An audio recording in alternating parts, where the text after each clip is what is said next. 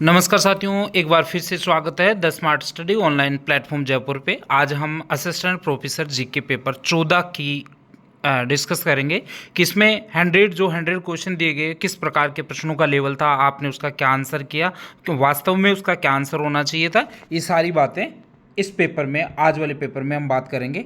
तो ये सहायक आचार्य संस्कृत विभाग जीके पेपर 14 है और इसमें कुल 100 क्वेश्चंस हैं। अब ये जो 100 क्वेश्चंस हैं उसको हम शुरू करें उससे पहले मैं आपको बता दूं कि यदि आपको इसकी पीडीएफ चाहिए तो मात्र 400 रुपये में आपको सारे जितने भी पेपर कराए हैं सेलेक्टेड क्वेश्चंस को शामिल करते हुए वो सारा आपको एप्लीकेशन पे मिल जाएगा। कुछ पीडीएफ आपको, कुछ पेपर्स फ्री ऑफ कॉस्ट भी हैं जो उसको इसी वीडियो के डिस्क्रिप्शन में आपको लिंक मिल जाएगा। हमारे जो एप्लीकेशन है आरजे टेस्ट सीरीज या द स्मार्ट स्टडी जयपुर, दोनों में से जो भी है वो दोनों पे उपलब्ध हैं, तो वो आप डाउनलोड कर लें और उस पर आपको काफ़ी पेपर फ्री ऑफ कॉस्ट मिल जाएंगे। कुछ पेड हैं जो पहले लगभग 3000 रुपये में आपको उपलब्ध हो रहे थे, अब मात्र 400 रुपये में आपको ये सारे उपलब्ध हो जाएंगे। सेलेक्टिव क्वेश्चन है तो सीधा अब पहले प्रश्न की बात करें। एक बात और बता दूं, आज वाले पेपर में केवल अगस्त माह का करंट अफेयर्स शामिल किया गया है। तो जीके पेपर के साथ इसमें जो भी करंट अफेयर्स के क्वेश्चन होंगे वो 15 अगस्त 1 अगस्त से लेकर 15 अगस्त के बीच के होंगे। ठीक है, बात करते हैं पहले प्रश्न पे। राज्यपाल हरिभाऊ किशन राव आगड़े को 31 जुलाई 2024 को किसने शपथ दिलाई? ये प्रश्न है। इस प्रश्न का उत्तर आपको ये बताना था कि जो सुप्रीम कोर्ट के चीफ जस्टिस कौन हैं। आपको पता है कि 30 जुलाई 2024 को राजस्थान हाई कोर्ट के मुख्य न्यायाधीश चेंज हुए हैं और उनको सुप्रीम कोर्ट के मुख्य न्यायाधीश मानेंद्र मोहन श्रीवास्तव द्वारा शपथ दिलाई गई थी, क्योंकि भारतीय संविधान का अनुच्छेद 159 ये बताता है कि किसी भी राज्य के राज्यपाल को उच्च न्यायालय के मुख्य न्यायाधीश द्वारा शपथ दिलाई जाती है।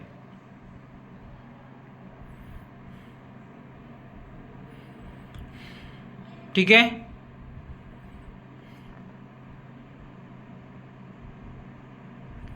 दूसरा प्रश्न देखिए। राजस्थान पर्यटन विभाग द्वारा जयपुर में 7 व 8 अगस्त को आयोजित तीज महोत्सव की थीम निम्न में से क्या थी? तो 7 और 8 अगस्त को जयपुर में जो तीज महोत्सव मनाया गया उसकी थीम इसमें पूछी थी और थीम थी इसकी तीज के रंग राजस्थान के संग। तीज के रंग राजस्थान के संग। अब इसमें साथ में आपको और ध्यान रखना है कि मरु महोत्सव जो है वो 22 से 24 फरवरी के बीच जैसलमेर के पोखरण में मनाया गया था। पतंग महोत्सव हमेशा जयपुर में जो जल महल की पाल है उस पर मनाया जाता है 14 जनवरी को, और 25 जनवरी को हमेशा जयपुर में हाथी महोत्सव का आयोजन किया जाता है। अब की बार 25 जनवरी 2024 को जयपुर में हाथी महोत्सव का आयोजन किया गया। तो तीसरे प्रश्न की तरफ चलते हैं।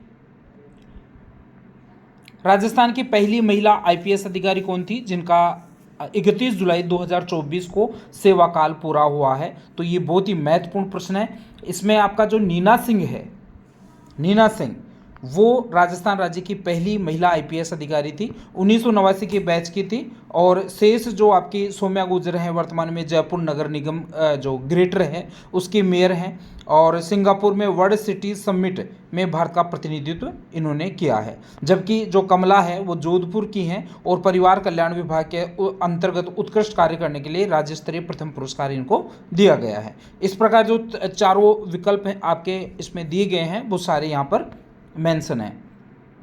साथियों, मैं फिर आपसे बता दूं कि यदि आपको इसकी पीडीएफ चाहिए तो इसी वीडियो के डिस्क्रिप्शन में जाइए, वहां पर हमारी सभी सोशल नेटवर्क साइट्स के लिंक मिल जाएंगे।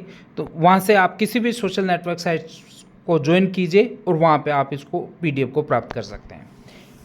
आगे देखिए, नशा मुक्ति से संबंधित जागरूकता हेतु हनुमानगढ़ जिला प्रशासन द्वारा कौन सा अभियान चलाया जा रहा है? तो यहाँ पर 4 अभियान हैं आपके। मानस अभियान, सघन अभियान, ऑपरेशन सीमा और उपयुक्त सभी। तो यहाँ पे आपका जो उत्तर होगा, सही उत्तर इस प्रश्न का, वो नशा मुक्ति से संबंधित जो अभियान है वो हनुमानगढ़ जिला प्रशासन द्वारा चलाया जा रहा है और उसका नामकरण किया गया है मानस अभियान। ठीक है। ऑपरेशन सीमा जो ऑपरेशन अभियान है वो गंगानगर जिला प्रशासन द्वारा नशा मुक्ति के खिलाफ चलाया जा रहा है। ठीक है। इसके अलावा जो सघन अभियान है वो संपूर्ण प्रदेश में जो फर्जी आधार कार्ड बनाने वाले लोग हैं उनके खिलाफ चलाया जा रहा है। तो यहाँ पर 4 ऑपरेशन जो अभी जुलाई और अगस्त में प्रचलित रहे, ज़्यादा चर्चित रहे, नशा मुक्ति अभियान के लिए मानस अभियान है, ऑपरेशन सीमा है, सघन अभियान है, तो सारों को एक साथ यहाँ पर देने का प्रयास किया है ताकि सारी चीज़ें आपको एक साथ क्लियर हो सकें। 5वां प्रश्न देखिए, सूची 1 को सूची 2 से मिलाना है। बरखान, लाठी सीरीज, इंसेलबर्ग और प्लाया। इधर है आपका आबू पर्वतखंड, बालूका स्तूप, शुष्क झील और भूगार्भिक जलपट्टी। अब यहाँ पे जो चौथा विकल्प है आपको, बरखान को जोड़ दीजिए बालूका स्तूप से, लाठी सीरीज आपको पता है भूगर्भीय जलपट्टी है, इंसेलबर्ग जो है आबू पर्वतखंड है, और प्लाया है आपकी शुष्क झीलें। अब इसका सारा व्याख्या वाला पार्ट नीचे दे रखा है, जो आपको PDF मिल जाएगी, उसमें आप देख लेना। निम्नलिखित में से कौन सा सही सुमेलित नहीं है? वागड़ किसको कहते हैं? डूंगरपुर बांसवाड़ा को, बिल्कुल सही है। मेवात, अलवर और भरतपुर क्षेत्र को मेवात कहते हैं। और हाड़ौती क्षेत्र में आते हैं कोटा, बूंदी और झालावाड़। जबकि भोमठ क्षेत्र है वो दक्षिणी राजस्थान में जो पहाड़ी और जंगली क्षेत्र है, जिसमें उदयपुर का कोटड़ा, झाड़ोल और खेड़वाला की तहसीलें या उसके कुछ हिस्से शामिल हैं, उनको भोमठ कहते हैं। तो ये जो तीसरा विकल्प है वो आपका गलत है, क्योंकि भोमठ क्षेत्र उदयपुर की कोटड़ा, झाड़ोल और खेरवाड़ा तहसीलों के कुछ भाग हैं, वहाँ पे प्रतापगढ़ और चित्तौड़गढ़ का कोई क्षेत्र शामिल नहीं है। इसलिए छठे प्रश्न का उत्तर हो जाएगा आपका 3 नंबर।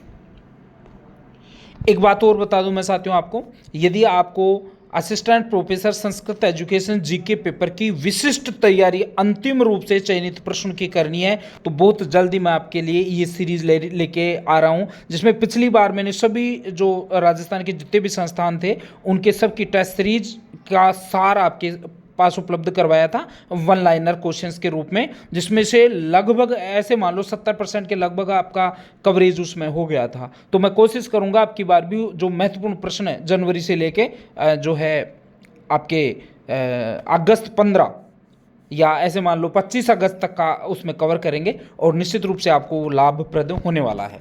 तो यदि आपको इस प्रकार के कंटेंट चाहिए तो आप वीडियो को लाइक करें और चैनल को सब्सक्राइब जरूर कर लें, बेल आइकन को दबा दें, ताकि लेटेस्ट अपडेट जैसे ही हम आपके लिए उपलब्ध करवाएं तुरंत आपको नोटिफिकेशन मिल जाए।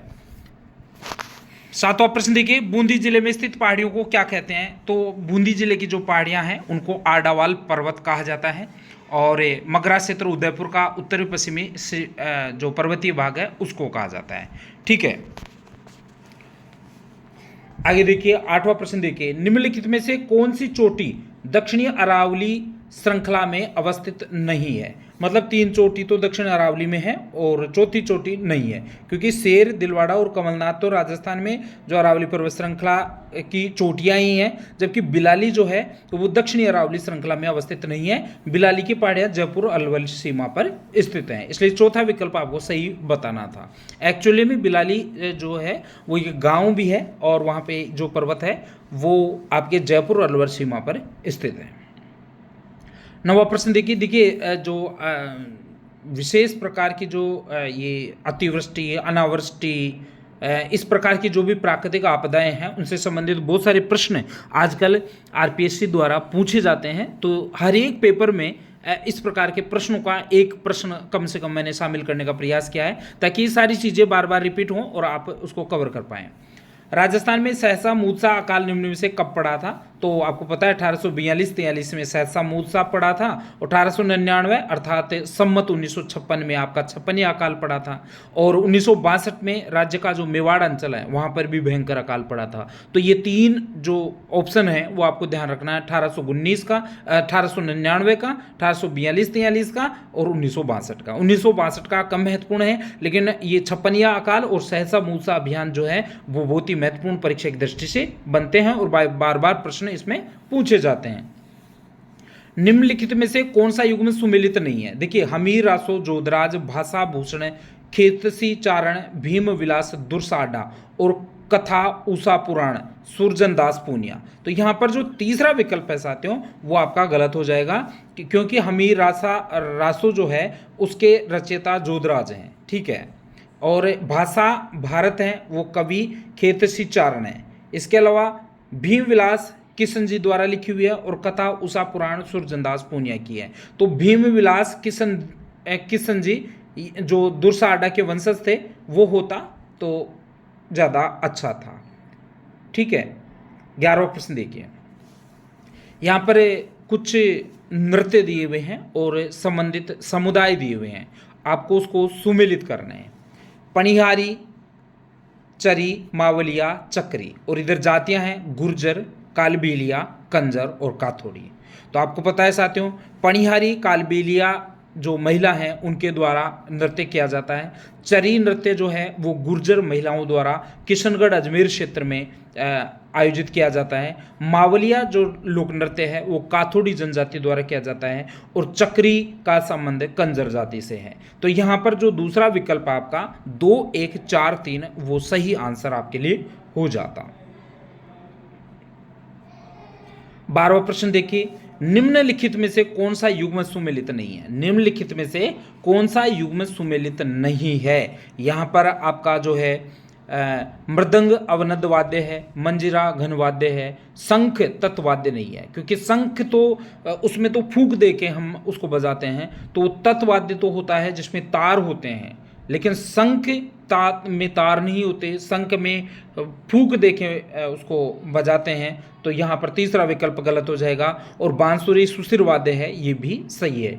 तो यहाँ पर देखिए सारे जो भी सुशिर वाद्य कौन से हैं और उसकी क्या विशेषता है, तत्वाद्य क्या हैं, उसमें कौन कौन से वाद्य यंत्र शामिल किए जाते हैं, रावण हत्ता किस श्रेणी में आता है, चौतारा या सुरमंडल से क्या संबंध है, अवनद वाद्य कौन कौन से हैं, पखाउज किसको कहा जाता है, ये सारी चीज़ें इस प्रश्न के नीचे मैंने दे दिया है। ये जब PDF आपको मिलेगी तो ये सारे प्रश्न एक साथ ही आपके कवर हो जाएंगे।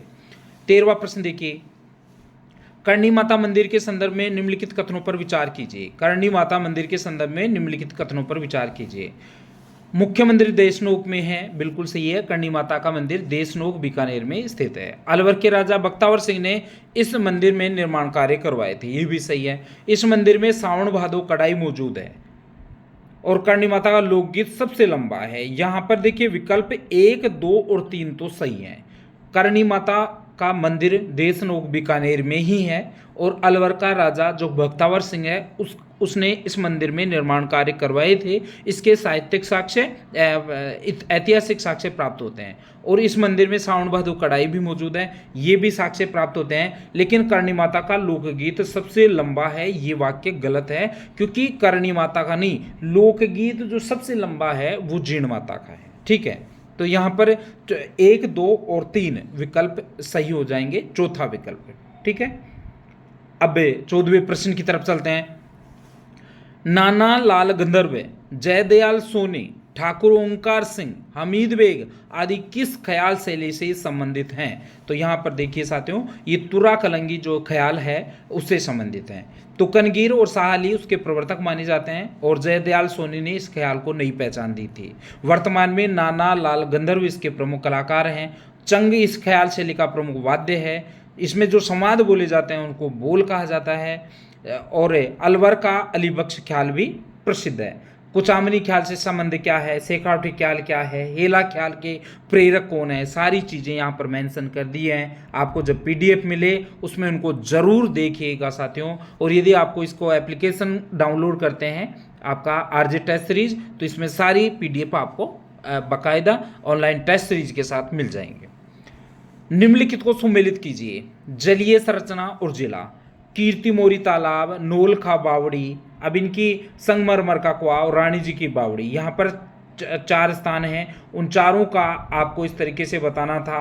देखिए, रानी जी की बावड़ी बूंदी के राजा बूंदी में है, नोलखा बावड़ी डूंगरपुर में है, संगमरमर का कुआं बटाऊ गांव बाड़मेर में है, कीर्ति मोरी का तालाब बूंदी में है। तो ये जो विकल्प नंबर आपको 3 वहाँ पे दिख रहा था वो आपको सही आंसर करना था, लेकिन आपको जल्दी ज़्यादा रहती है इसलिए ज़्यादा एग्जैक्टली देख नहीं पाए, काफ़ी लोगों के प्रश्न गलत था।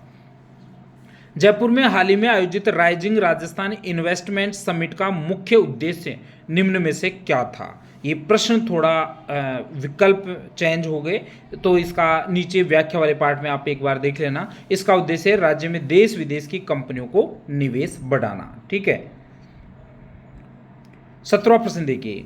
दैनिक भास्कर समूह का एक पेड़ एक जिंदगी अभियान कब शुरू किया गया? तो 2 अगस्त को ये कार्यक्रम दैनिक भास्कर जो न्यूज़पेपर एजेंसी है उसके द्वारा शुरू किया गया था, जिसका मुख्य उद्देश्य पौधे लगाने के साथ साथ लोगों में को जागरूक करना भी था, ताकि लोग समझ सकें कि सांसों के लिए पेड़ कितने ज़रूरी हैं। इसके अलावा जो प्रधानमंत्री नरेंद्र मोदी जी द्वारा दैनिक भास्कर का ये जो कार्यक्रम था, एक पेड़ एक जिंदगी अभियान, उसकी बहुत ही सराहना की थी। इस वजह से ये काफ़ी चर्चित राजस्थान में रहा है। इसके अलावा राजस्थान पत्रिका द्वारा हाल ही में गर्मियों में पक्षियों को बचाने के लिए पक्षी मित्र अभियान चलाया था, उसके बारे में भी हो सकता है कोई संबंधित प्रश्न पूछा जा सके, तो वो भी आपको ध्यान रखना है। इसके अलावा अल्ट्राटेक सीमेंट और राजस्थान पत्रिका ने मिलकर गांव के विकास के लिए एक यशस्वी सरपंच अभियान भी चलाया था। तो ये बहुत ही महत्वपूर्ण प्रश्न है साथियों। यशस्वी सरपंच को जो अभियान है वो अल्ट्राटेक सीमेंट और राजस्थान पत्रिका ने मिलकर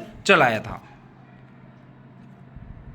18वां प्रश्न देखिए, श्यामलाल गहलोत को किस कला के लिए टोक्यो में आयोजित इंडियन ट्रेड फेयर में सम्मानित किया गया? डॉक्टर श्यामलाल गहलोत को किस कला के लिए टोक्यो में आयोजित इंडियन ट्रेड फेयर में सम्मानित किया गया? वो है आपकी कोफ्तगिरी। देखिए साथियों, उदयपुर की कोफ्तगिरी जो है उसको पिछले साल अगस्त माह में जीआई टैग मिला था। इस जीआई टैग कला कोफ्तगिरी के लिए ही डॉक्टर श्यामलाल गहलोत को टोक्यो में आयोजित इंडियन ट्रेड फेयर कार्यक्रम में सम्मानित किया गया था। इसके अलावा जो प्रवीण प्रजापति हैं वो अलवर के हैं और दुनिया में सबसे बड़े रियलिटी शो होता है अमेरिका में, अमेरिका गोट टैलेंट सीजन 19 में भवाई नृत्य की प्रस्तुति इन्होंने दी थी। इसलिए प्रवीण प्रजापति जो हैं, अलवर वाले प्रवीण प्रजापति काफ़ी चर्चित राजस्थान में की सुर्खियों में रहे थे। तो प्रवीण प्रजापति जो हैं वो भवाई नृत्य के नर्तक हैं और कोफ्तगिरी के लिए श्यामलाल गहलोत को अभी टोक्यो में इंडियन ट्रेड फेयर कार्यक्रम में सम्मानित किया गया था। 19वां प्रश्न देखिए, राजपुताना की कौन सी रियासत का शासक अंग्रेजों के साथ था किंतु सामान्य जनता और सेना क्रांतिकारियों के साथ थी? ये तो बहुत सारी प्रश्नों में शामिल किया है। टोंक का नवाब ब्रितानियों का पिट्ठू था, ये सारी चीज़ें आपको ध्यान रखना है। टोंक इसका सही आंसर होगा। और मेवाड़ के इतिहास में राजमहलों की प्रथम क्रांति किसे कहा जाता है? तो सामान्य सा प्रश्न है, 4 विकल्प हैं, लेकिन आपके दिमाग में सीधा इतना सा आना चाहिए कि जो महाराणा उदय सिंह की मृत्यु होने के बाद उसके जो कुछ जो दरबारी थे उनके द्वारा जगमाल के विरुद्ध समझाया भी था उदय सिंह को कि आप ऐसा मत कीजिए, महाराणा प्रताप जो हैं वो आपके बड़े बेटे हैं तो उनको ही राज्याधिकार मिलना चाहिए था, लेकिन ऐसा हुआ नहीं और उन्होंने जो उदय सिंह जी हैं, उदय सिंह जी ने महाराणा प्रताप को के बजाय उसके जो छोटे पुत्र हैं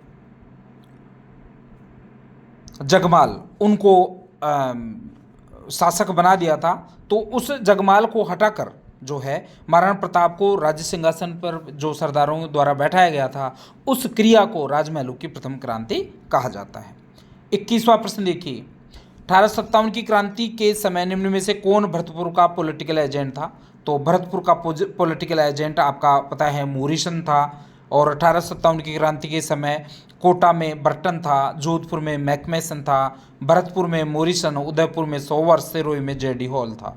तो ये सारी जो हैं वो बताया मैंने आपको। 1857 की क्रांति के समय निम्न में कौन सिरोही के शासक थे? अब जहाँ पर जितने भी शासक उस समय 1857 की जो रियासतों के थे वो सारा यहाँ पे बता दिया है। एग्जैक्टली जो आपका इस प्रश्न का आंसर का आपको करना था वो शिव सिंह था, लेकिन कोटा में राम सिंह थे, जोधपुर में तखत सिंह थे, भरतपुर में जसवंत सिंह, उदयपुर में स्वरूप सिंह, जयपुर में राम सिंह द्वितीय, सिरोही में शिव सिंह, धौलपुर में भगवंत सिंह, बीकानेर में सरदार सिंह, करौली में मदन पाल, टोंक में वजीरुद्दौला, बूंदी में राम सिंह, अलवर में विनय सिंह। ये सारे जो भी रियासतें हैं उनके संबंधित शासकों का नाम यहाँ पर मैंने लिख दिया।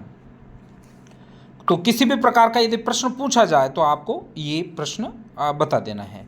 प्रदेश में कैंसर सेवाओं प्रदेश में कैंसर सेवाओं को सुदृढ़ीकरण करने के लिए किस फोर्स का गठन किया है? अब देखिए साथियों, ये भी बहुत ही महत्वपूर्ण करंट अफेयर्स का प्रश्न है, क्योंकि हाल ही में एक सर्वे में राजस्थान को कैंसर के मरीजों की दृष्टि से संपूर्ण भारत में 8वां स्थान दिया है। तो इस हिसाब से राजस्थान गवर्नमेंट बहुत कोशिश है, सचेत है और वो चाहती हैं कि राजस्थान में इस प्रकार की भयावह स्थिति नहीं होनी चाहिए। इस हेतु राजस्थान सरकार ने कैंसर सेवाओं के सुदृढ़ीकरण करने के लिए एक टास्क फोर्स का निर्माण किया है। इस टास्क फोर्स का नाम है state integrated cancer task force. ठीक है, तो क्योंकि इसका जो उद्देश्य है वो है राजस्थान में कैंसर के मरीजों की संख्या को बढ़ने से बचाना। ठीक है, 24वां प्रश्न देखिए, हाल ही में केंद्रीय जल शक्ति मंत्रालय की ओर से जारी जल गुणवत्ता रैंकिंग में राजस्थान का पूरे देश में कौन सा स्थान है? तो ये 23वां स्थान है, ये आपको ध्यान रखना है। जल गुणवत्ता रैंकिंग में 23वां स्थान है। और आपको ये भी पता रखना है कि जल जीवन मिशन 2019 में चालू हुआ और 2024 तक का जो दिसंबर है, 2024 का दिसंबर है, उस तक हर घर तक नल द्वारा शुद्ध पेयजल उपलब्ध करवाने का उद्देश्य केंद्र सरकार रखती है। और इसका जो फंडिंग पैटर्न है वो 50:50 है। 50% जो भी राशि है वो केंद्र सरकार वहन करती है, शेष 50% राज्य सरकार वहन करती है। 25वां प्रश्न देखिए, अलाउद्दीन खिलजी ने किस दुर्ग को विजित कर उसका नाम खैराबाद रख दिया था? तो आपको पता है 1308 में अलाउद्दीन खिलजी ने सिवाना दुर्ग पर विजय किया था और उसको नाम बदलकर उन्होंने खैराबाद कर दिया था। सारंगपुर युद्ध जो 1437 में होता है, किन किन के बीच हुआ था? तो सारंगपुर युद्ध जो है साथियों मेवाड़ और मालवा के बीच हुआ था। और मेवाड़ के शासक उस समय जो है महाराणा कुंभा थे और मांडू के सुल्तान महमूद खलजी थे। ठीक है, मांडू या मालवा जो भी है, इसमें महाराणा कुंभा विजयी हुए थे। तो 3-4 चीजें आपको ध्यान रखना है कि सारंगपुर युद्ध कब हुआ, 1437 में, किस किस रियासत के बीच हुआ, मेवाड़ और मालवा। ठीक है, और मेवाड़ के शासक कौन थे? कुंभा। मालवा के शासक या मांडू के शासक कौन थे? महमूद खिलजी। इसमें कौन विजयी हुआ? वो कुंभा विजयी हुआ था। 27वां प्रश्न देखिए, राजस्थान में चित्रकला के विकास हेतु कार्यरत संस्थाएं उसकी स्थिति से संबंधित कौन सा युग में असुमेलित है? चिन्हित कीजिए। अब मैं आपको बता दूं साथियों, चाहे से आप दुनिया भर की पुस्तकें पढ़ लो, लेकिन जो कलेक्टिव कंटेंट हम आपको उपलब्ध करवा रहे हैं वो कहीं नहीं मिलेगा। अब यहाँ पर 9 प्रश्न बना सकते थे इस प्रश्न के, क्योंकि राजस्थान में चित्रकला से संबंधित 9 संस्थाएं हैं, लेकिन यहाँ पर एक प्रश्न में सारा शामिल सम अप कर दिया। मैंने आपको कल वाले पेपर में बताया था कि पूरे आरपीएससी में आप चाहे 20 पेज पढ़ो, 30 पेज पढ़ो, हमने तो 3 प्रश्नों में उसको सारा शामिल कर दिया और उसमें से प्रश्न बाहर नहीं जाएंगे, हमारी गारंटी है। आप देखो तो सही एक बार, छोटे से छोटे कंटेंट को उपलब्ध एक बहुत ही सरल भाषा में उपलब्ध करवा रहे हैं। ठीक है, अब यहाँ पे देखिए, राजस्थान में चित्रकला के विकास हेतु कार्यरत संस्थाएं और उसकी स्थिति से संबंधित कौन सा युग में सुमेलित है? राजस्थान में 9 संस्थाएं हैं चित्रकला से संबंधित है, जिसमें एक आपका अंकन भीलवाड़ा में है, पैग जयपुर में है, धोरा जोधपुर में है और तुलिका, आप ये जरूर ध्यान रखना, ये प्रश्न बहुत ही महत्वपूर्ण है। तुलिका कलाकार परिषद जयपुर में नहीं है, ये उदयपुर में है। तो चौथा विकल्प तो आपका यहाँ पे प्रश्न का उत्तर तो ये सही हो गया, लेकिन शेष 5 संस्थाएं कौन कौन सी हैं वो सारी नीचे दे दिया। दोबारा बता रहा हूं मैं आपको, अंकन भीलवाड़ा में, पैग जयपुर में, धोरा जोधपुर में, तुलिका कलाकार परिषद उदयपुर में, टखमण 28, कई बार ये प्रश्न पूछा गया है, आरएस प्री तक पूछा गया है, आरएस मेंस में भी टखमण 28 जो 15 शब्दों में आंसर पूछते हैं उसमें पूछा। टखमण 28 जो है उदयपुर की है, कलावंत जयपुर में है, चितेरा जोधपुर में, राजस्थान ललित कला अकादमी जयपुर में और पश्चिमी क्षेत्र सांस्कृतिक केंद्र उदयपुर में। तो ये 9 संस्थाएं हैं, उनको आप अच्छे से ध्यान रख लेना। निम्नलिखित में से कुंभा के किस दरबारी कवि ने तीर्थमाला नामक ग्रंथ की रचना की थी? सामान्य सा प्रश्न है, मेहाजी इसका सही आंसर होगा। इसके अलावा सारंग व्यास जो है उस महाराणा कुंभा के संगीत गुरु थे। कान्हा व्यास कुंभा के दरबार का सर्वश्रेष्ठ कवि थे, संगीत शास्त्र के ज्ञाता थे। रमाबाई कुंभा की पुत्री थी, वागीश्वरी नाम से प्रसिद्ध थी और महान संगीतज्ञ। अत्रि भट्ट संस्कृत के विद्वान और महाकवि थे। कीर्ति स्तंभ प्रशस्ति की रचना प्रारंभ की थी, लेकिन कीर्ति स्तंभ प्रशस्ति की रचना पूर्ण अत्रि भट्ट का जो पुत्र था महेश भट्ट, उसने पूरी की थी। बहुत ही महत्वपूर्ण प्रश्न है, एक एक प्रश्न में 100 प्रश्नों की जान है, फिर भी यदि आप नहीं पढ़ते हो तो आपकी मर्जी है। पृथ्वीराज चौहान के संदर्भ में कौन सा कथन गलत है? पृथ्वीराज चौहान के घोड़े का नाम नाट्यरंभा था, बिल्कुल सही है। पृथ्वीराज चौहान की तलवार का वजन 60 किलोग्राम था, बिल्कुल सही। पृथ्वीराज चौहान शिव उपासक थे, ये भी सही है। हमीर महाकाव्य दावा करता है कि पृथ्वीराज चौहान तथा मोहम्मद गोरी के बीच 19 लड़ाइयां हुई थी। ठीक है, ये प्रश्न जो है उसमें आपके 19 की जगह यदि 9 होता तो ये सटीक आंसर हो जाता। हमीर महाकाव्य ये दावा नहीं करता कि दोनों के बीच में 19 बार लड़ाई हुई थी। हमीर महाकाव्य ने कहा है कि दोनों के बीच 9 बार लड़ाई हुई थी। ठीक है, तो चौथा विकल्प आपका प्रश्न का उत्तर हो जाएगा। महाराणा सांगा और खानवा युद्ध के संदर्भ में असत्य विकल्प का चयन कीजिए। इरिच यानी महाराणा सांगा की खानवा में पराजय के बाद क्या घटनाएं हुई और किस स्थान पर हुई, इनके बारे में आपको वो बताना है। देखिए, इरिच में जहर दिया गया, कालपी में मृत्यु हुई, मांडलगढ़ भीलवाड़ा में इनकी छत्री है और लालसोट दोसा में घायल अवस्था में लाकर इलाज किया गया था। तो यहाँ पे राणा सांगा को घायल अवस्था में खानवा से बसवा लाकर इलाज किया था। शेष सभी विकल्प सही है। आगे देखिए 31वां प्रश्न, दादूपंथ की निम्नलिखित में से कितनी शाखाएं हैं? सामान्य सा प्रश्न है। 6 शाखाएं हैं। नागा, खालसा, विरक्त, खाकी, उत्तरादि और निहंग। नागा, खालसा, विरक्त, खाकी, उत्तरादि और निहंग। दादूपंथ की कितनी शाखाएं हैं? 6 शाखाएं। कौन कौन सी हैं? नागा, खालसा, विरक्त, खाकी, उत्तरादि और निहंग। ठीक है। 32वां प्रश्न देखिए, बिलों में छेड़ा फाड़ना क्या है? तो बहुत सामान्य सा प्रश्न है, कई बार परीक्षा में पूछा गया है। छेड़ा फाड़ने का अर्थ ही तलाक है, अर्थात उसके पति को उस पर कोई अधिकार नहीं रहता था। यदि छेड़ा फट गया, इसका मतलब पति अलग पत्नी अलग, जैसे डाइवर्स होता है वैसे ही ये बिलों में छेड़ा फाड़ना होता है। इंदिरा गांधी नहर पर बनाई गई लिफ्ट नहरों में से पहली नहर निम्न में से कौन सी है? अब यहाँ पर आपको ध्यान रखना है साथियों कि इंदिरा गांधी नहर में जो पहली नहर है वो कंवर सैन लिफ्ट नहर है। इंदिरा गांधी जो नहर है उसमें लिफ्ट नहरों की संख्या 7 है और इसमें जो कंवर सैन लिफ्ट है उसको दूसरे चरण में का निर्माण करवाया गया था। पहले चरण में केवल कंवर सैन लिफ्ट नहर का निर्माण करवाया गया था और शेष 6 जो लिफ्ट नहरें हैं उसका निर्माण दूसरे चरण में करवाया गया था। और कंवर सैन लिफ्ट जो नहर है वो 8 जिलों को सिंचाई और 10 जिलों को पीने का पानी उपलब्ध करवाती है। बहुत ही महत्वपूर्ण प्रश्न है साथियों, बहुत ही महत्वपूर्ण प्रश्न है कि इंदिरा गांधी नहर पर बनाई गई लिफ्ट नहरों में सबसे पहली जो नहर है वो कौन सी है? कंवर सैन लिफ्ट है, 10 जिलों को पीने का पानी, 8 जिलों को सिंचाई की सुविधा उपलब्ध करवाती है। 34वां प्रश्न देखिए, निम्न में से कौन सी मेवाड़ चित्रशैली की शैली की उपशैली नहीं है? अब यदि आपको यह पता है कि मेवाड़ चित्रशैली की 4 उपशैलियां हैं और वो 4 उपशैलियां कौन कौन सी हैं ये भी आपको पता है, तो इस प्रश्न में आपको दिक्कत आती ही नहीं है। मेवाड़ उपशैली की 4 उपशैलियां हैं, उदयपुर उपशैली, देवगढ़ उपशैली, नाथद्वारा और चावंड। तो उदयपुर भी है, देवगढ़ भी है, नाथद्वारा भी है, किशनगढ़ नहीं है क्योंकि किशनगढ़ शैली मारवाड़ शैली की उपशैली है। ठीक है, तो यहां पर सही उत्तर आपका किशनगढ़ शैली हो जाएगा। असत्य विकल्प को चिन्हित कीजिए। शैली और पेड़, नाथद्वारा शैली में कौन सा पेड़ का प्रयोग किया जाता है? बहुतायत से। मेवाड़ शैली, बीकानेर शैली और ढूंढार शैली। यहां पर आपको ध्यान रखना है, नाथद्वारा शैली में केले के वृक्ष की बहुतायता है। मेवाड़ चित्र शैली में कदम वृक्ष ज्यादा चित्रित किया जाता है, बीकानेर शैली में आम है और ढूंढार शैली में जो है पीपल वृक्ष और मोर पक्षी है, खेजड़ी नहीं है। ढूंढार शैली का स्वर्णकाल प्रताप सिंह के समय था और इस शैली के प्रमुख वृक्ष पीपल हैं और प्रमुख चित्रित पक्षी मोर है। तो ये आपको ध्यान रखना था। 36वें प्रश्न की तरफ चलते हैं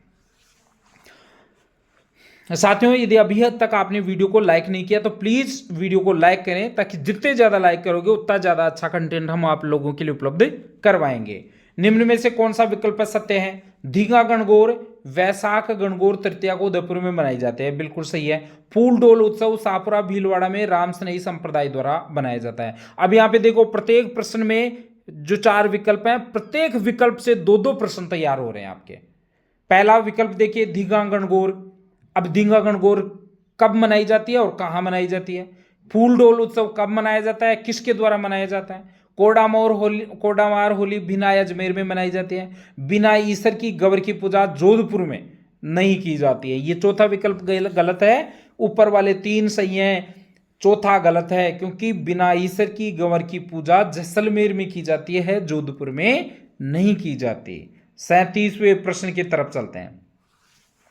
निम्न में से राजस्थान में 56 का मैदान किन जिलों में विस्तीर्ण है? देखिए, 56 का मैदान जब भी आए तो आपको 3 जिले याद रहना चाहिए, डूंगरपुर, प्रतापगढ़ और बांसवाड़ा। डूंगरपुर, प्रतापगढ़ और बांसवाड़ा, इन 3 जिलों में जो 56 नदी नालों का क्षेत्र है, प्रवाह क्षेत्र है, उसको 56 का मैदान कहते हैं। तो अब ये पहला विकल्प आपका सही आंसर हो जाएगा।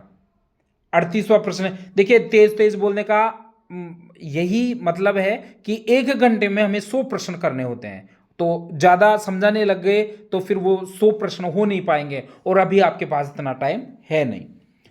राजस्थान की जलवायु के संदर्भ में निम्न में से क्या असत्य है? पहला है, व्लादिमीर कोपिन ने वनस्पति के आधार पर राज्य को 4 जलवायु प्रदेशों में विभक्त किया है। बिल्कुल सही है। जब मौसमी हवा पूर्व से पश्चिम की ओर चल रही हो तो उसे पूर्वाई कहा जाता है।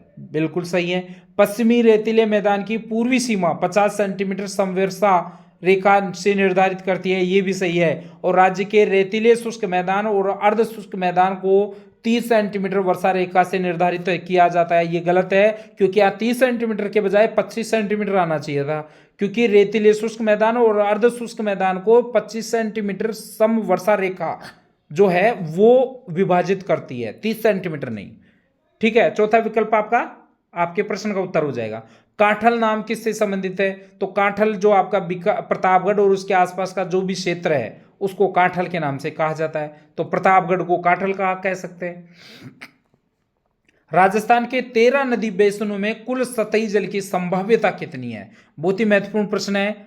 हालांकि इस प्रकार के प्रश्नों को पूछा नहीं जाना चाहिए, लेकिन हाल ही में जो परीक्षा हुई है राजस्थान पुलिस की उसमें ये एग्जैक्ट ऐसे कैसे प्रश्न पूछा है, और 15.86 मिलियन एकड़ फुट उसका आंसर माना था। तो इस प्रश्न का आंसर हो जाएगा 15.86 मिलियन एकड़ फुट। 41वां प्रश्न देखिए, वर्षा ऋतु में मानसून हवाओं की दिशा क्या होती है? दक्षिण पश्चिम से उत्तर पूर्व। अब ये तो सामान्य प्रश्न है, इस पर ज्यादा डिस्कस नहीं करेंगे। तीसरा विकल्प आपका सही आंसर हो जाएगा। वर्षा ऋतु में भारत में मानसून हवाओं की दिशा होती है। वर्षा ऋतु में, ये दोबारा रिपीट हो गया प्रश्न।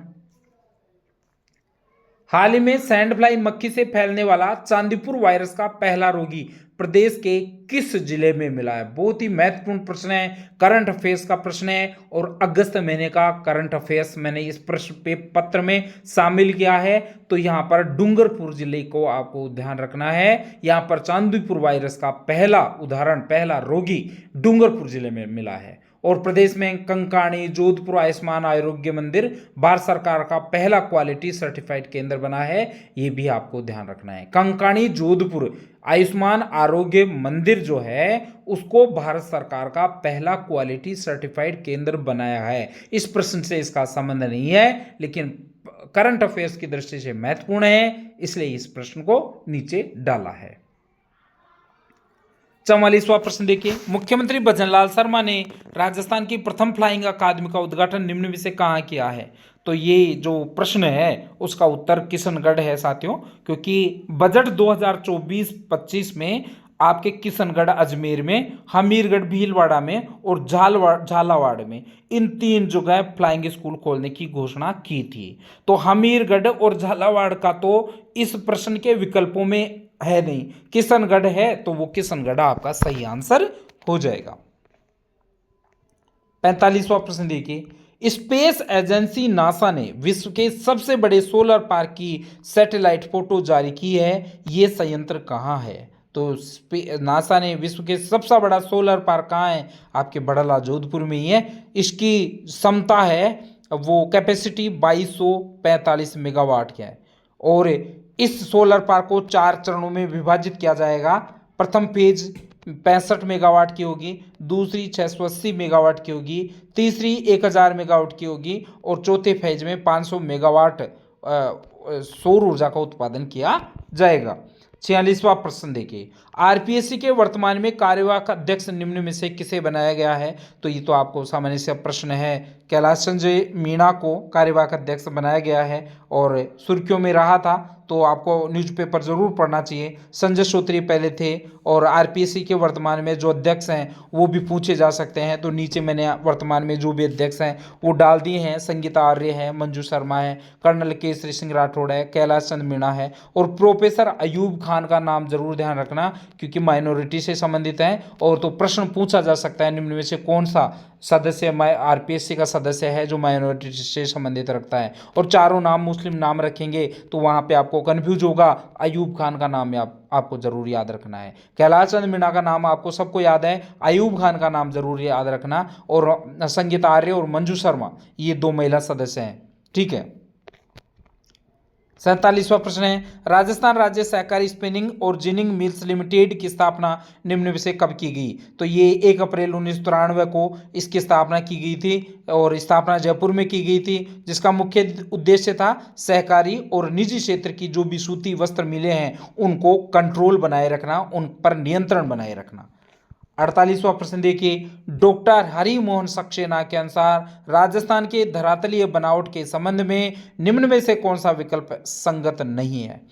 उच्च शिखर 1% है, पर्वत श्रृंखला 6% है, पठार 11% है और मैदानी भाग 51% है। यहाँ पर तीसरा विकल्प जो है वो आपका गलत होगा, क्योंकि पठार जो है वो 31% है, जबकि 11% निम्न भूमि है। ठीक है। यहाँ पर राजस्थान की धरातलीय बनावट का जो वर्गीकरण हरि मोहन सक्सेना ने दिया है वो नीचे सारा बता दिया है कि यहाँ पर उच्च शिखर 1% है, पर्वत श्रृंखला 6% है, पठार 31%, निम्न भूमि 11% और मैदानी भाग 51% है। तो सारी चीजें आपको कंठस्थ होनी चाहिए। यदि आपने पहले टेस्ट सीरीज ज्वाइन नहीं की है तो इसको जरूर ज्वाइन करें। आपके 15 दिन की अंतिम जो रणनीति होने वाली है बहुत ही खास होने वाली है। इसमें यदि ये 15 पेपर आपने निकाल दिए 1500 प्रश्नों के साथ, इसके सारे महत्वपूर्ण प्रश्न हैं जो आपको परीक्षा में ऐसे कैसे छपके मिलेंगे। राजस्थान पुलिस के द्वारा गुमशुदा लोगों की तलाश करने के लिए राज्य स्तर पर कौन सा अभियान चलाया गया है? ऑपरेशन उल्लास आपको इसका आंसर बताना था। ठीक है। और मानस अभियान अभी हमने पहले बताया था कि हनुमानगढ़ जिला प्रशासन द्वारा जो नशा मुक्ति से संबंधित जागरूकता अभियान चलाया गया है उसको उल्लास ऑपरेशन कहा जाता है, सॉरी मानस ऑपरेशन कहा है। और उल्लास ऑपरेशन क्या है? राजस्थान पुलिस के द्वारा जो भी गुमशुदा लोग हैं उनको तलाश करना और संबंधित लोगों के पास उनको पहुंचाना। ठीक है। 50वां प्रश्न देखिए, पेरिस ओलंपिक 2024 में राजस्थान के निशानेबाज अनंतजीत सिंह नरूका और महेश्वरी चौहान की जोड़ी ने कौन सा पदक जीता है? तो ये 2 पेरिस ओलंपिक 2024 में राजस्थान के 2 निशानेबाज गए थे, अनंतजीत सिंह नरूका और महेश्वरी चौहान, और दोनों को कोई पदक नहीं मिला है। तो कंफ्यूज होने की जरूरत नहीं है, दोनों जैसे गए थे वैसे वैसे आ गए महाराज। विशाखा बनाम राजस्थान सरकार प्रकरण में भारत की उच्चतम न्यायालय द्वारा जारी विशाखा गाइडलाइन का संबंध किससे है? सामान्य सा प्रश्न है। यौन उत्पीड़न को रोकना विशाखा दिशा निर्देश की मूल उद्देश्य है और ये एक दिशा निर्देशों का सेट था। 1997 में भारतीय सुप्रीम कोर्ट ने उन्हें जारी किया और इसका कार्य है जो भी कार्यस्थल पर महिलाओं का यौन उत्पीड़न है उसको रोकना, उसको निषेध करना और उसका निवारण करना। और ये जो अधिनियम है वो 2013 के अधिनियम की जगह उन्होंने ली थी। 52वां प्रश्न है, पाहिबा या साहिबा का युद्ध निम्न में से कब हुआ था? तो बहुत ही सामान्य प्रश्न है, ट्रेडिशनल जीके का है, ये आपके गलत नहीं होना चाहिए था लेकिन फिर भी काफी लोगों के गलत हुआ। तो पाइबा या साहिबा का युद्ध 1542 में हुआ था, रावत जैतसी और मालदेव के बीच हुआ था। और 1544 में आपके देखो शेरशाह सूरी और मालदेव के बीच गिरी सुमेल युद्ध हुआ था। 1570 का भी आपको ध्यान रखना है, अकबर ने नागौर दरबार लगाया था। और 18 जून 1576 तो आपको भूलना ही नहीं है क्योंकि उस दिन तो हल्दीघाटी का युद्ध हुआ था। तो चारों विकल्प आपको ध्यान रखना है। 1542 पाहेबा का युद्ध, 1544 गिरी सुमेल का युद्ध, 1570 नागौर दरबार, 1576 हल्दीघाटी का युद्ध।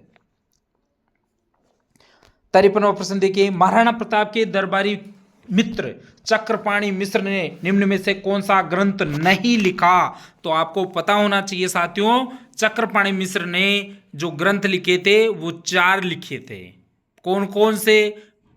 विश्व वल्लभ, मुहूर्तमाला, राज्याभिषेक पद्धति और व्यवहार दर्श। इसके अलावा जो चौथा विकल्प है वो आपका गलत हो जाएगा क्योंकि गोरा बादल, पद्मिनी, चरित्र चौपाई ये चक्रपाणि मिश्र ने नहीं लिखी थी। ये जैन मुनि है हेमरत्न सूरी, उनके द्वारा लिखित है। इसलिए 53वां प्रश्न का जो सही उत्तर होगा वो चौथा होगा। 54वां प्रश्न देखिए, दादू दयाल के निम्न में से कौन से शिष्य ने ओरेलो नामक पुस्तक लिखी है? बहुत ही महत्वपूर्ण प्रश्न है। बालिंद जी नाम के एक शिष्य हैं उन्होंने ये पुस्तक लिखी थी, जबकि बनवारी दास उत्तरादे स्थानकवासी शाखा के संस्थापक थे, और नरहरिदास जी जो हैं वो दादू दयाल जी ने दौसा में इनको दीक्षित किया था। तो चारों विकल्प जो हैं आपके, बालिंद जी ने क्या किया था, बनवारी दास जी ने क्या किया था, गरीबदास जी ने क्या किया था, नरहरि दास को कहां दीक्षित हुआ, सारे ऑप्शनों का यहां पर मैंने आपको बताने का प्रयास किया। गोगा जी की पत्नी का निम्न में से क्या नाम था? अब यहां पर 4 महिलाओं के नाम दिए हुए हैं। यहां पर गोगा जी की पत्नी का नाम तो था नेतल दे, ठीक है, जो दलेल सिंह की पुत्री थी, सोडा राजपूत दलेल सिंह की पुत्री थी। और केमल दे गोगा जी की पत्नी थी, सुप्यार दे पाबू जी की पत्नी थी, और पेमल तेजा जी की पत्नी थी। अब 4 जो लोक देवता हैं, चारों की पत्नियों के नाम आपको एक जगह ही मिल गए, तो कंफ्यूज नहीं हो मेरे भाई, और इनको कंफ्यूजन को क्लियर करें और प्रश्न को अच्छे से पढ़ के जाएं, आपका कल्याण हो जाएगा। निम्न में से कौन सा विकल्प असंगत या असत्य है? पाबू धनीरा बाचना में थारी जाति के लोग सारंगी वाद्य यंत्र का प्रयोग करते हैं, बिल्कुल सही है। पाबू जी के पावड़े वाचन में माठ वाद्य यंत्र का प्रयोग किया जाता है, बिल्कुल सही है। पाबू जी की फड़ वाचन का कार्य भोपे लोग रावण हत्ता वाद्य यंत्र के साथ करते हैं, ये भी सही है। भक्ति और शक्ति के प्रति बाबू जी के एक हाथ में माला और एक हाथ में तंदुरा होता है। तो यहां पर भक्ति और शक्ति का प्रतीक बाबू जी है ही नहीं, भक्ति और शक्ति का प्रतीक तो रामदेव जी हैं। तो विकल्प में यदि रामदेव जी होते तो चौथा विकल्प भी सही हो जाता, इसलिए 56वें प्रश्न का उत्तर चौथा विकल्प आपको करना था। राजस्थान में पर्यटन के तथ्यों के संदर्भ में कौन सा कथन सत्य नहीं है? देखिए, पहला विकल्प है राजस्थान में सर्वाधिक पर्यटक फ्रांस से आते हैं, बिल्कुल सही है। पेइंग गेस्ट योजना 1991 में लागू की गई, बिल्कुल सही है। पर्यटन को जन उद्योग का दर्जा 2004 में दिया गया, ये भी सही है। कालबेलिया स्कूल ऑफ डांस की स्थापना जालोर के भीनमाल में की गई थी, नहीं, कालबेलिया स्कूल ऑफ डांस की स्थापना भीनमाल में नहीं, आमेर में की हुई है, जयपुर के आमेर में। तो चौथा विकल्प आपका इसमें सही हो जाएगा। निम्न में से राजस्थान का सबसे बड़ा रोपवे कौन सा है? तो सुंदा माता जो भीनमाल में जो रोपवे है, जालोर के भीनमाल में सुंदा माता रोपवे, वो राजस्थान का सबसे बड़ा रोपवे है, और 800 मीटर सबसे लंबा रोपवे है। उसे इसका निर्माण 2006 में हुआ था, और वर्तमान में राजस्थान के लगभग 5 बड़े रोपवे हैं, कुछ और भी हैं। तो ये सारा नीचे बताया हुआ है, इसकी लंबाई भी यहां पर दे दी है। निम्न में से किस स्थल से सामूहिक भोजन व्यवस्था का साक्ष्य प्राप्त हुआ है? आहड़ सभ्यता, आपको सही आंसर बताना है। निम्नलिखित में से किसने राजस्थान में स्वतंत्रता के संग्राम की शुरुआत की थी? तो यहां पर साथियों राणा हमीर जो है वो आपको सही आंसर बताना है। अब आपको अजीब सा लगेगा, लेकिन इस अजीब से उत्तर को लगने का जो स्पष्टीकरण है नीचे मैंने यहाँ पे दे दिया है, आप इस व्याख्या को जरूर पढ़ना। बल्ल्या आभूषण कहाँ पहना जाता है? तो बल्ल्या आभूषण हाथों में पहना जाता है। आपने नहीं देखा होगा, आपके जो भी बड़े घर वाले हैं, दादी है, दादा है, नानी है, नाना है, उसको जरूर पूछना कि बल्ल्या क्या होता है। वो आपके हाथों में जो कड़ा जैसे एक आभूषण होता है उसको बल्ल्या कहा जाता है। 62वां प्रश्न देखिए, राजस्थान भाषा में प्रचलित आड़ी, पाली और हियाली इत्यादि प्रचलित शब्द निम्न में से किसको इंगित करते हैं? तो ये पहेलियां हैं, पजल्स हैं, पजल्स ऑफ राजस्थानी, इनको आड़ी, पाली और हियाली आदि शब्दों से पुकारते हैं। वर्तनी की दृष्टि से राजस्थान की कौन सी बोली सबसे कठिन मानी जाती है? तो हाड़ौती बोली जो है, कोटा बूंदी क्षेत्र में जो बोली जाती है उसको हाड़ौती कहते हैं, और बोलने की दृष्टि से सबसे कठिन बोली इसी को कहा जाता है, हाड़ौती को। दुगारी चित्रशैली का संबंध किससे है? तो दुगारी जो है बूंदी में पड़ती है, और वहाँ पे जो शैल चित्र हैं उनको दुगारी कहा जाता है, दुगारी चित्रशैली कहा जाती है।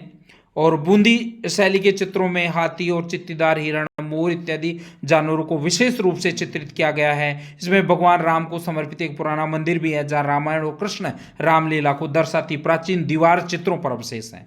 ठीक है, सारी चीजें यहाँ पर मैंने आपको बताने का प्रयास किया है, शेष चीजें आप पढ़ लेंगे PDF के अंदर। बाड़मेर में पंचपदरा की राजस्थान रिफाइनरी के संदर्भ में निम्न कथनों को पढ़िए और नीचे दिए गए कोड का प्रयोग करते हुए सही उत्तर का चयन कीजिए। ये भारत की अपने प्रकार की पहली फैक्ट्री है जिसमें पेट्रोकेमिकल्स कॉम्प्लेक्स के साथ जोड़ा गया है, बिल्कुल सही है। परियोजना की लागत लगभग 84,000 करोड़ अर्थात 83,129 करोड़ है, ये भी सही है नहीं, सॉरी, ये 43,129 करोड़ होगा, तो दूसरा विकल्प गलत हो गया। इस परियोजना में राजस्थान सरकार का हिस्सा 74%, ये भी गलत है क्योंकि 74% नहीं है, 26% है, तो इस हिसाब से पहला विकल्प आपका सही हो जाएगा। शेष विवरण नीचे है। 43,139 करोड़ इस पे खर्चा हुआ है, जिसमें 74% आपका HPCL की इक्विटी है और राजस्थान सरकार की इक्विटी शेयर 26% है। ठीक है, 66वें प्रश्न की तरफ चलते हैं। राजस्थान के संदर्भ में प्लग एंड प्ले सुविधा का क्या तात्पर्य है? तो यहां पर प्लग एंड प्ले योजना जो है राजस्थान में उद्योगों को भूमि, भवन, इंफ्रास्ट्रक्चर इत्यादि सरकार की ओर से उपलब्ध करवाने की एक योजना है, जिसमें कारोबारी को सिर्फ अपना उद्यम शुरू करना है, बाकी सारी व्यवस्थाएं स्टेट गवर्नमेंट करती है। तो यहां दूसरा जो विकल्प है विनिर्माण औद्योगिक इकाइयों की स्थापना के लिए है, वो सही आंसर आपका करना था। MSME के लिए नए उद्यम रजिस्ट्रेशन पोर्टल के संबंध में निम्न कथनों पर गौर कीजिए और उपरोक्त कथनों के संदर्भ में कौन सा विकल्प सही है। इसका शुभारंभ जुलाई 2021 में किया गया। ये पूर्ण रूप से ऑनलाइन व कागज रहित है। वर्तमान में ये ऑफलाइन है, लेकिन आने वाले वर्षों में इसे ऑनलाइन, डिजिटल और कागज रहित बनाया जाएगा। चौथा विकल्प आपका यहाँ पे सही आंसर हो जाएगा। 68वां प्रश्न देखिए, राजस्थान वित्त निगम की स्थापना कब हुई थी? राजस्थान राज्य औद्योगिक विकास निगम की स्थापना, राजस्थान राज्य परिवहन निगम की स्थापना और काजरी की स्थापना। तो यहां पर आपके देखिए, राजस्थान वित्त निगम की स्थापना 1955 में, राजस्थान राज्य औद्योगिक विकास निगम की स्थापना 1980 में, राजस्थान राज्य पथ परिवहन निगम की स्थापना 1964 में और आपके काजरी की स्थापना 1959 में। ठीक है, 69वां प्रश्न देखिए, राजस्थान तारबंदी योजना के तहत लघु और सीमांत कृषकों को कितना अनुदान दिया जाता है? तो इसमें 48%, 48,000 रुपए इसका अनुदान दिया जाता है। सॉरी, 48,000 नहीं है भाई, इसमें 40,000 है। 69वें प्रश्न में 2 नंबर का आंसर होगा। इस योजना के तहत लघु और सीमांत कृषकों को कुल लागत का 60% या 48,000 रुपए जो भी कम हो, हाँ तो फिर तो सही है, 48,000 है, और शेष कृषकों को लागत का 50% या 40,000 रुपए जो भी कम हो सहायता राज्य सरकार द्वारा उपलब्ध करवाई जाती है। तो इसमें 2 श्रेणियां हैं, एक 48,000 की, एक 40,000 की। ठीक है, 70वां प्रश्न देखिए, निम्नलिखित में से कौन सा युग्म सही नहीं है? रूड़ा राज्य में शहरी कृषि क्षेत्र में संवर्धन की एजेंसी, तो ये पहला विकल्प ही गलत है क्योंकि रूड़ा ग्रामीण कृषि क्षेत्र संवर्धन की एजेंसी है, तो पहला तो विकल्प यहां पर गलत हो गया। रिको राज्य में औद्योगिकीकरण के विकास का सर्वोच्च संगठन है, ये वाक्य गलत है, सही है। राजसिको है, वो लघु पैमाने के उद्योगों को विपणन में सहायता प्रदान करने वाली एजेंसी है, ये सही है। RFC उद्योग को 20 करोड़ रुपए तक की वित्तीय सहायता प्रदान करने वाली एजेंसी है, ये भी सही है। तो इस 70वें प्रश्न में दूसरा, तीसरा और चौथा विकल्प सही है। निम्न में से कौन सा कथन रूड़ा के बारे में सही नहीं है? निम्नलिखित में से कौन सा कथन रूड़ा के बारे में सही नहीं है? इसकी स्थापना 1995 में हुई थी, बिल्कुल सही है। ये 3 उपक्षेत्रों चमड़ा, ऊन और लघु खनिजों के अंतर्गत अपनी गतिविधियां संचालित करता है, ये भी सही है। इसमें ब्लू पोट्री, कोटा डोरिया और सांगानेरी व बगरू हैंड ब्लॉक प्रिंटिंग जैसी शिल्प कलाओं के लिए बौद्धिक संपदा अधिकारों के अंतर्गत भौगोलिक संकेतक पंजीकरण प्राप्त कर लिया है, तो ये भी आपके सही है। तो ये 73वें में आपके सभी विकल्प सही हैं। 72वां प्रश्न देखिए, institute of neuro sciences and ophthalmology की स्थापना कहाँ की गई है? ये जयपुर में जो SMS हॉस्पिटल है वहां पर इसकी स्थापना की गई है। जबकि आपको ये भी ध्यान रखना है कि दौसा में जो मातृ वंदन योजना में गोद भराई समारोह हुआ था, उसको प्रधानमंत्री जी द्वारा बहुत ही ज्यादा प्रशंसा की गई थी, इस वजह से वो चर्चित रहा था। जबकि आपका एग्जैक्ट जो आंसर है, institute of neuro sciences and ophthalmology की स्थापना आपके जयपुर का SMS अस्पताल में की गई है। 73वां प्रश्न देखिए, निम्न में से राजस्थान में भारत सरकार द्वारा स्थापित औद्योगिक उपक्रम और उसके स्थान का सही मिलान नहीं है। देखिए, हिंदुस्तान मशीन टूल्स अजमेर, बिल्कुल सही है। हिंदुस्तान कॉपर लिमिटेड, ये उदयपुर में नहीं है, झुंझुनू में है, तो दूसरा गलत हो गया। Rashtriya chemical and fertilizers limited Kapasan Chittorgarh में है और प्रिसीजन इंस्ट्रूमेंटेशन लिमिटेड कोटा में है, ये भी सही है। 74वां प्रश्न देखिए, कौन सा राजस्थान में केंद्र सरकार का उद्योग नहीं है? तो यहां पर जो 4 है, स्टेट वुलन मिल्स बीकानेर, वो आपका इसका आंसर होगा। अब भारत सरकार के उपक्रम कौन कौन से हैं और राजस्थान सरकार के उपक्रम कौन कौन से हैं, वो नीचे सारे दे दिए हैं, आप एक बार पढ़ लेना।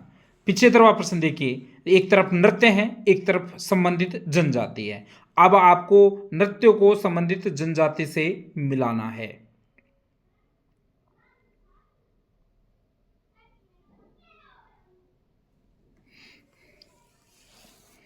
द्विचक्री भीलों का है, जवारा गरासियों का है, होली काथोड़ी का है और नेजा आपका मीणाओं का है।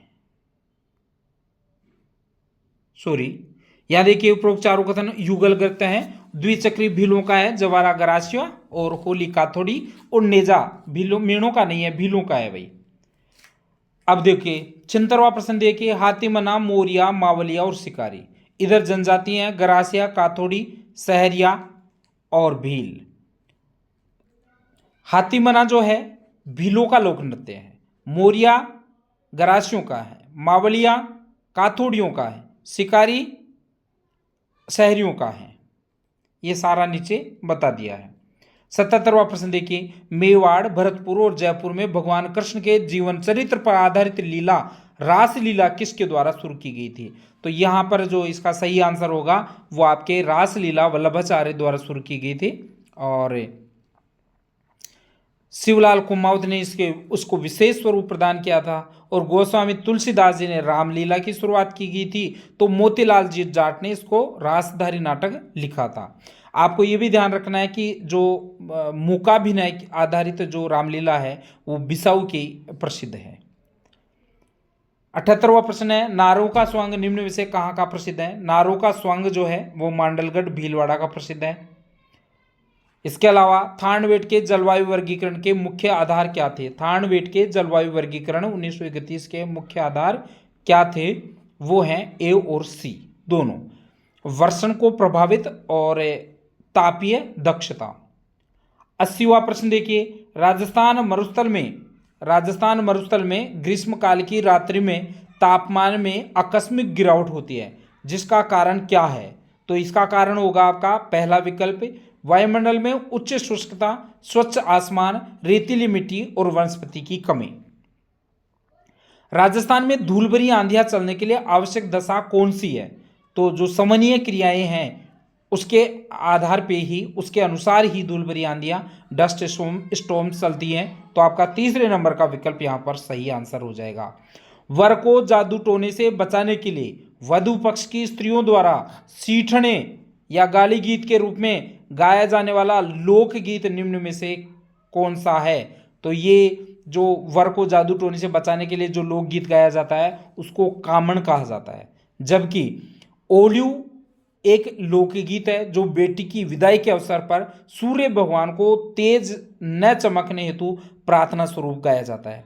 जबकि पावना जो है, जब कोई दामाद पहली बार शादी के बाद पहली बार ससुराल में जाता है तो उसको रात्रि का भोजन करवाते समय जो मंगल गीत गाए जाते हैं उसको पावनी कहा जाता है। और सीठने किसको कहते हैं? महिलाओं द्वारा आनंद उत्सवों में जो वधु पक्ष या वर पक्ष के जो भी पुरुष या महिला सदस्य उस उत्सव में शामिल होने आते हैं तो उनको आधार बना के, उनको बेस मान के उनको एक गाली गीत जो देते हैं, गाते हैं, गायन किया जाता है, उनको सीठने कहा जाता है। निम्न में से कौन सा विकल्प असुमेलित है? निम्न में से कौन सा विकल्प असुमेलित है? गड़गड़ाटी, सुरमंडल, रमझोल और नागफणी।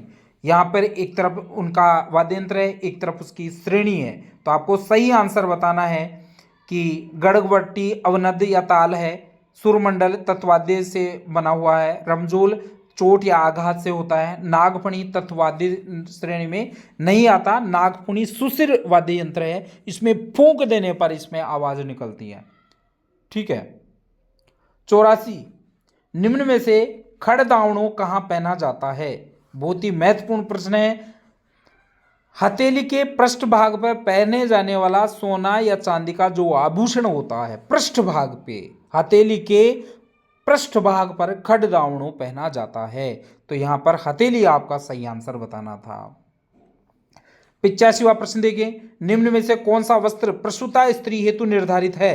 तो ये जो पोमचा है पीले रंग का होता है और ये प्रसूता स्त्री के लिए पहना जाता है, जबकि चुनरी विवाह उत्सव पे भात के समय उड़ाई जाती है, और जोधना जोधपुर क्षेत्र में बारीक बंदेज की चुनरी होती है, जबकि निचोल सामान्य साड़ी का एक प्रकार है। तो पोमचा क्या है, चुनरी क्या है, जोधना क्या है, निचोल क्या है, सारी चीजें यहां पर एक्सप्लेन की गई हैं।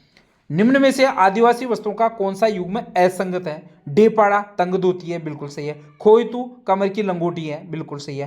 पोतिया धोती नहीं है, पोतिया ऊपर का जो सापा है उसको कहा जाता है, तो तीसरा विकल्प गलत है। और खपता सापा है, बिल्कुल बिल्कुल सही है। तो तीसरा विकल्प की व्याख्या क्या है? पोतिया धोती नहीं होती है, बल्कि आदिवासी लोगों द्वारा जो पगड़ी के स्थान पर जो मोटा वस्त्र या कपड़ा बांधा जाता है उसको पोतिया कहा जाता है। तो तीसरा विकल्प आपका गलत हो गया। 87वां प्रश्न देखिए, एक तरफ बांध है एक तरफ जिला है। अमर सागर बांध जैसलमेर में है, कोटा बांध या सूरज सागर झुंझुनू में है, नारायण सागर दौसा में नहीं है, अजमेर में है। आलनिया बांध कोटा में है, बिल्कुल सही है। तो यहां पर नारायण सागर जो है वो तो आपके अजमेर में है, और माधव सागर बांध जो है वो आपके दौसा में है। तो नारायण सागर और माधव सागर में आपको कंफ्यूज नहीं होना है। नारायण सागर मतलब अजमेर और माधव सागर मतलब दौसा, ठीक है। 88वां प्रश्न देखिए, नदियों के संबंध में निम्न कथनों पर विचार कीजिए। नदियों के संदर्भ में निम्न कथनों पर विचार कीजिए। एरिनपुरा सिरोही जमाई नदी के बाएं किनारे स्थित है, बिल्कुल सही है। चंद्रवती सिरोही एक प्राचीन नगर है जो पश्चिमी सुकड़ी नदी के बाएं किनारे पर स्थित है, ये भी सही है। आबू रोड सिरोही पश्चिमी बनास के बाएं किनारे पर स्थित है, और शिवगंज सिरोही जवाई नदी के बाएं किनारे पर स्थित है। तो ये जो तीसरा विकल्प है वो आपका सही आंसर इसमें हो जाएगा। एक नदी के बारे में निम्नलिखित तथ्यों को पढ़िए और उपयुक्त तथ्यों के आधार पर नदी की पहचान कीजिए। ये कोटड़ा उदयपुर में उद्गमित होती है। हथमती, मेसवा और वेत्रक उसकी सहायक नदियां हैं। ये नदी राजस्थान के लगभग 45 किलोमीटर प्रवाहित होती है। तो उस नदी का नाम क्या है? तो आपको ये जाखम नदी इसका आंसर बताना है। इसका जो पदराले की पहाड़ी उदयपुर में निकलती है, खंबात की खाड़ी गुजरात में उसका समापन होता है। कुल लंबाई 416 किलोमीटर है, लेकिन राजस्थान में केवल 45 किलोमीटर बहती है। अपवा क्षेत्र केवल उदयपुर में है, और सहायक नदी वैतरक, सही, हथमती, वैसवा, मानसे और वाकल है, ठीक है। 90वां प्रश्न देखिए, जल उपलब्धता के आधार पर राजस्थान की उच्चतम नदी बेसिन कौन से हैं? जल उपलब्धता के आधार पर राजस्थान की उच्चतम नदी बेसिन कौन से हैं? तो वो हैं आपके चंबल और बनास, ठीक है। चंबल कोटा, बूंदी, सवाई माधोपुर और धौलपुर में बहती है, और इसका अपवाह क्षेत्र संपूर्ण राजस्थान के अपवाह क्षेत्र का 20.90% है। चंबल का अपवाह क्षेत्र 19,500 वर्ग किलोमीटर है। ये राजस्थान राज्य से होकर बहने वाली नदियों में सबसे बड़ी है। सांबर झील में मिलने वाली 5 नदियां मेंढा, तुरमती, खारी, खंडेला और रूपनगढ़ में मेंढा प्रतिवर्ष सांबर झील में सर्वाधिक लवण की मात्रा जमा करती है। अब फिर से एक प्रश्न है राजस्थान करंट का। राजस्थान वन विभाग का वन्य जीव संरक्षण एवं सुरक्षा श्रेणी में अमृता देवी पुरस्कार के लिए किसका चयन किया गया है? तो यहाँ पर आपको ध्यान रखना है, मोहित शर्मा, दिव्या शर्मा, पदम सिंह राठौड़ और गजेंद्र सिंह मांझी, इन 4 का चयन हुआ है, लेकिन अलग अलग वर्षों के लिए हुआ है।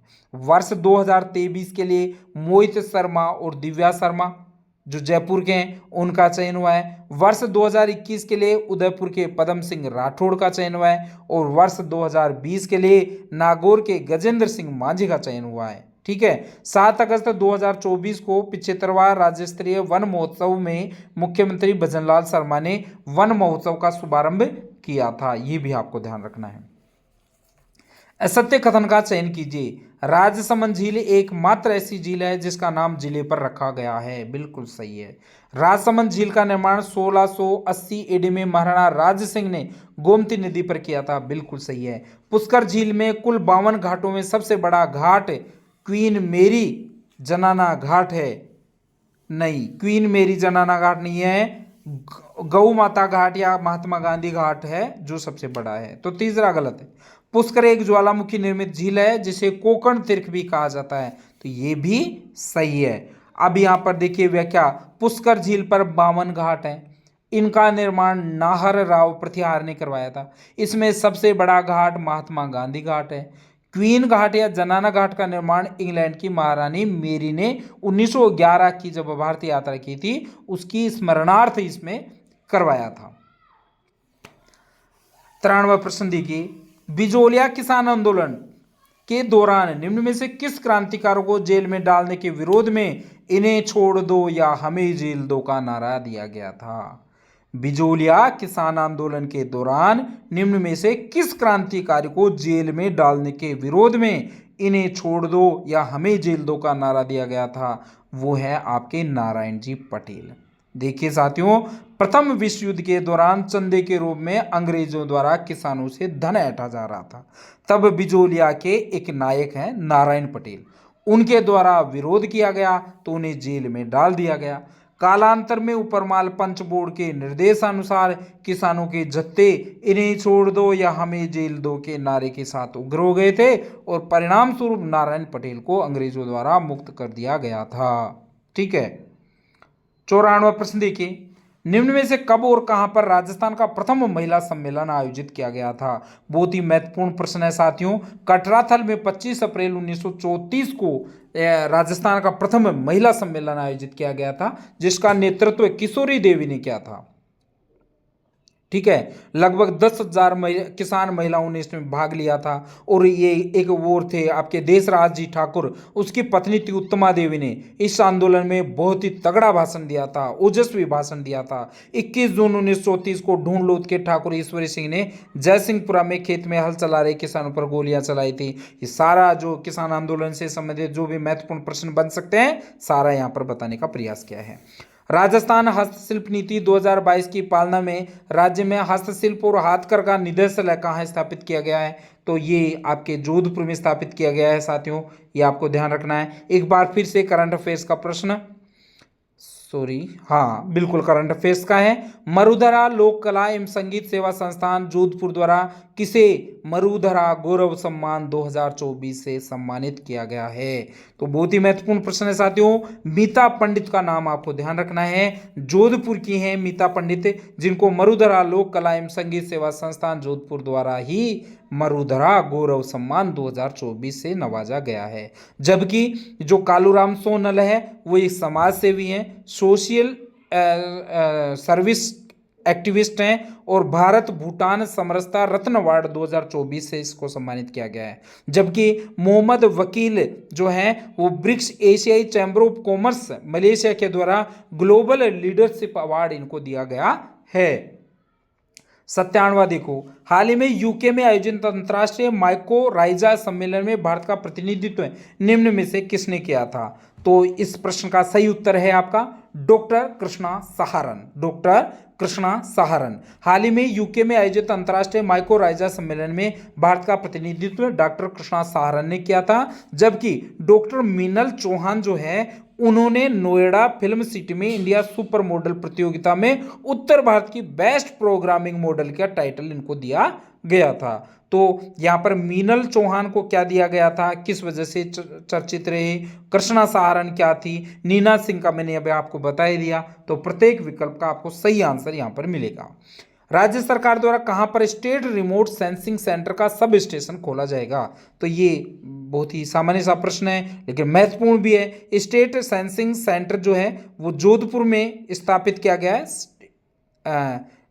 जबकि यहाँ पर आपका राज्य सरकार द्वारा इंदिरा गांधी पंचायत राज एवं ग्रामीण विकास संस्थान जो है जयपुर में, वहाँ पर स्टेट रिमोट सेंसिंग सेंटर का सब स्टेशन खोला जाएगा।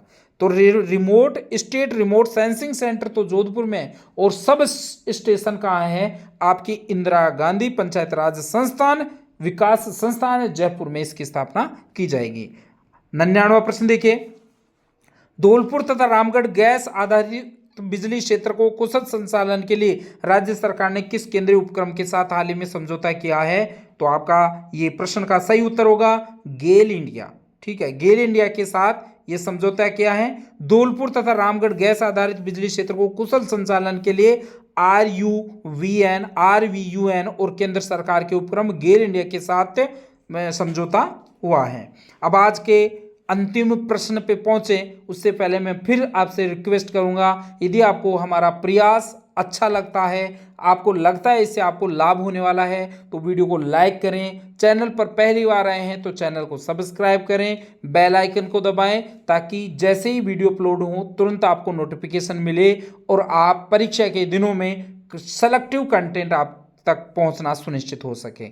आज का अंतिम प्रश्न, आयुष्मान डिजिटल भारत मिशन के तहत आयुष्मान भारत हेल्थ अकाउंट आभा आईडी खोलने में राज्य का निम्न में से कौन सा जिला प्रथम स्थान पर रहा है? यह ध्यान रखना है साथियों, उदयपुर जिला जो है वो आपको इसमें प्रथम स्थान रहा है। आयुष्मान डिजिटल भारत मिशन के तहत भारत हेल्थ अकाउंट जिसको आभा आईडी कहते हैं, उसमें उदयपुर जिला प्रथम स्थान पे है। आभा आईडी 14 नंबरों की होती है, जबकि मुख्यमंत्री आयुष्मान आरोग्य योजना के तहत आयुष्मान कार्ड वितरित करने में देश का जो श्रीगंगानगर जिला है, प्रदेश का श्रीगंगानगर जिला है, वो प्रथम स्थान पे है।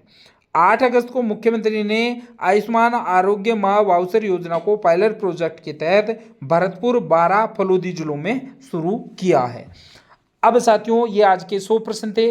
कल किसी दूसरे पेपर के साथ हम आपके सामने उपस्थित होंगे। तब तक गुड बाय। लेकिन वीडियो को लाइक करना न भूलें। धन्यवाद।